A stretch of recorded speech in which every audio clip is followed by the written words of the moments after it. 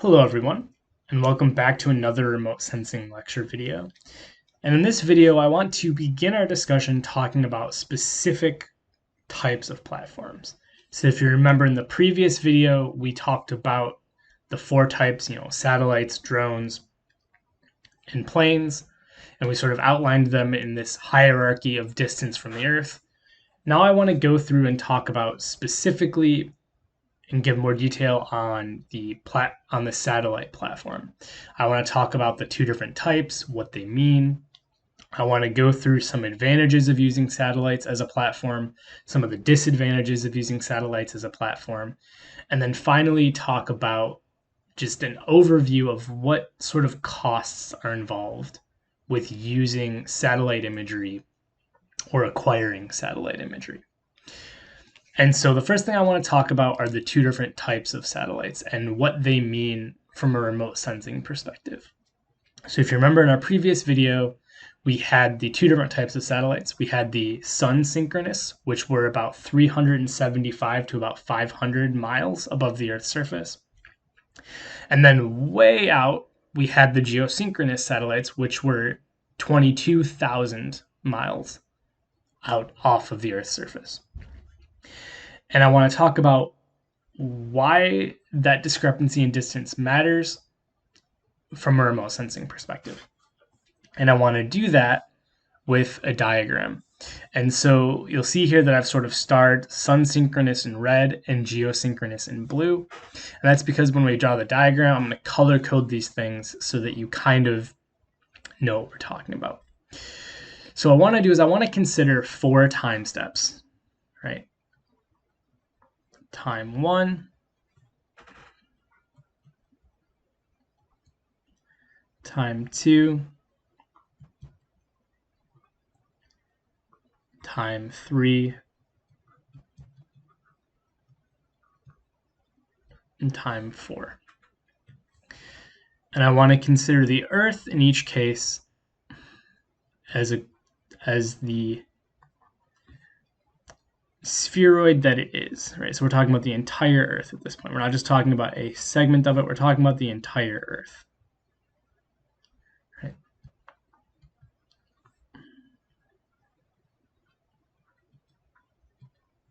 Ignore the fact that they've gotten larger over time. That's just my poor drawing skills.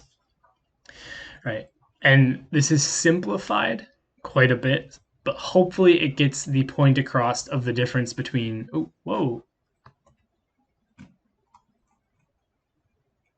hopefully it gets the point across between Sunsynchronous and Geosynchronous satellites and what they mean from a remote sensing perspective. So what I want to do is I want to start with the Geosynchronous satellite first, and we're going to do it in blue. Okay, so we're going to have way out here, right, we're going to have the Geosynchronous satellite. And what I'm going to do is I'm going to draw a blue sort of thick line for the area that this satellite is gathering data on at time 1. Okay, so this Geosynchronous satellite is gathering data on this part of the Earth's surface right here, right? This blue mark right here. Okay. At time 2, right, the Geosynchronous satellite platform is gathering data right here. Okay. At time 3, right, the Geosynchronous platform is gathering data again right here.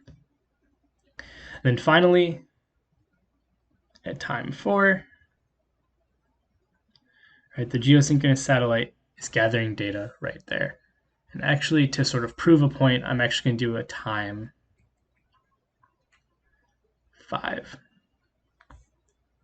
Okay, and at time 5, right, we have Earth again.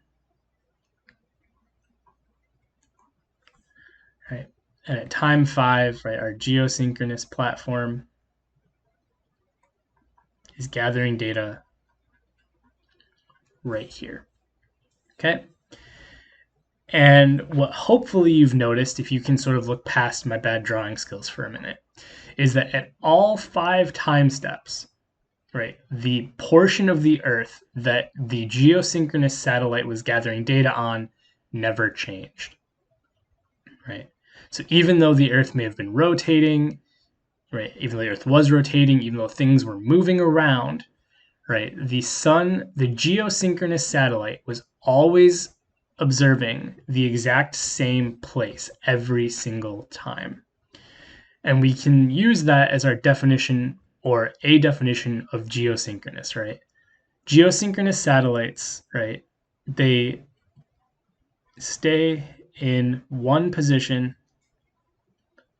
right, one position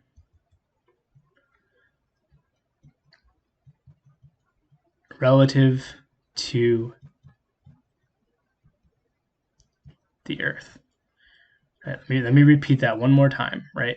Geosynchronous satellites stay in one position, right? One position relative to the Earth, right? So at all 5 time steps, right? We're ignoring my poor drawing skills, right?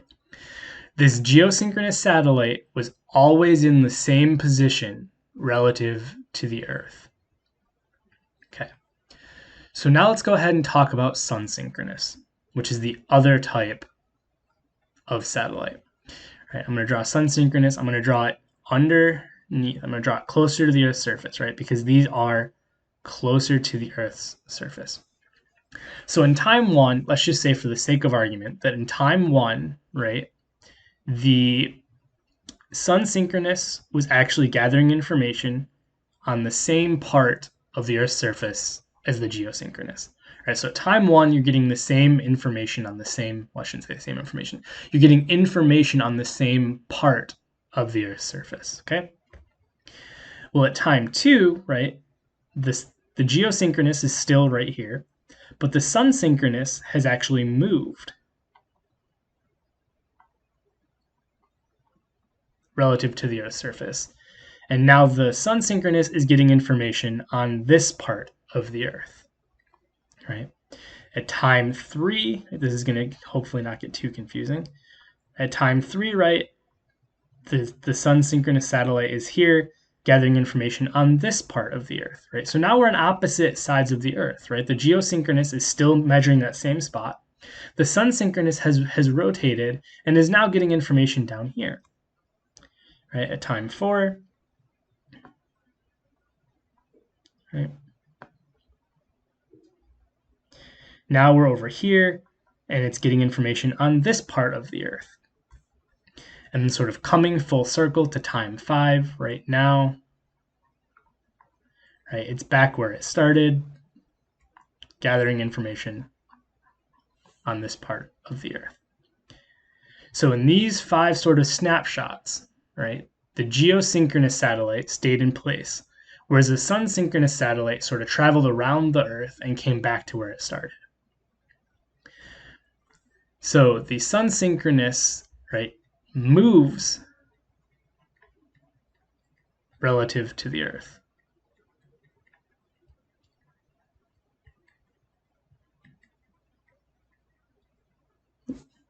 Forgotten E, relative to the Earth. Right, geosynchronous stays in one position, sunsynchronous moves. And the other reason that I wanted to bring this up is I want to sort of go back to that idea of temporal resolution. And this is one of the things that I feel a lot of people struggle with.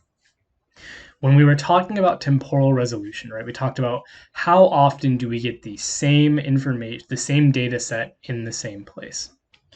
Now, hopefully this makes it very clear, right? Temporal resolution is the amount of time it takes for the sunsynchronous satellite, right, to go from here through all of its different things back to here, right? That's temporal resolution. That's one way of visualizing temporal resolution, right? How many days, minutes, months, weeks, whatever, did it take for this sensor to gather information here, go all the way around and come back and gather information here again, right? What is the time gap, right, in whatever unit between time 1 and time 5, right? That's one way of visualizing temporal resolution. So in the next video, I want to talk about why we care about the difference between sunsynchronous and geosynchronous, talk about the advantages of using satellites, the disadvantages of using satellites, and talk about how much this imagery actually costs. So if any of this was confusing, if you don't understand this diagram, I encourage you to pause the video, go back, rewatch the parts you're confused about, and as always, please reach out. Thank you.